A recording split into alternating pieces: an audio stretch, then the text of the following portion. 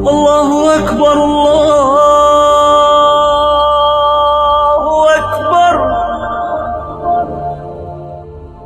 اس کی تیاری کیا کی ہے اس قبر کی؟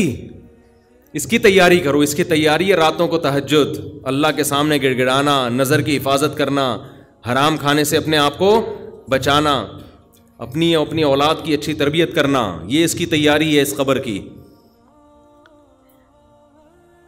ذکر کرنا، دیکھو یہ جو ہم ذکر کرتے ہیں نا، لا الہ الا اللہ یا سبحان اللہ والحمد للہ، یہ ہلکے کلمات نہیں ہیں۔ لوگ اس کو ہلکا سمجھ رہے ہوتے ہیں نا کہ کوئی تسبیح پکڑ کے لا الہ الا اللہ اللہ اللہ کر رہا ہے بیٹھ کے، کیا کر رہا ہے، ٹائم ویسٹنگ معاذ اللہ۔ اللہ کو سب سے زیادہ یہ عمل محبوب ہے کہ میرا تذکرہ کر رہا ہے۔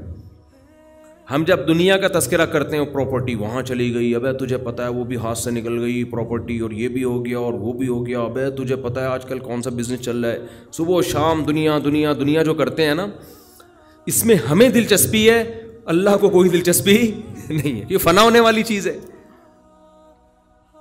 اور اگر ہم زبان سے لا الہ الا اللہ اللہ اکبر شروع کر دیں تو اس میں ہمیں دلچسپی نہیں ہے، لیکن اللہ کو اس میں بہت دلچسپی ہے۔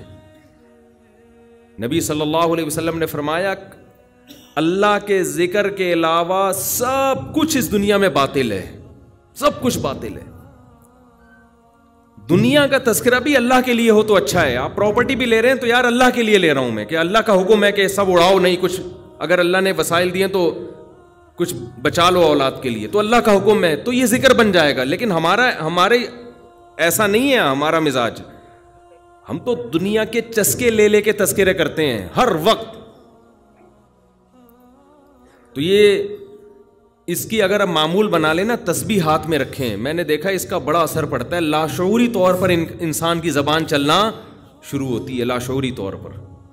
تو عادت ڈالیں اللہ کا نام لینے کی، ادھر سے دماغ ہٹے گا، یہ جو گند میں دنیا کے گٹر جو ہمارے حضرت فرمایا کرتے تھے، دنیا کی محبت کے دلوں میں گٹر ابل رہے ہیں تو سکون کہاں سے ہوگا؟ سکون خوشبو میں ہوتا ہے، گٹر کی بدبو میں تھوڑی ہوتا ہے۔ یہ دنیا کی محبت میں بھی اسمیل ہے، ایک بدبو ہے۔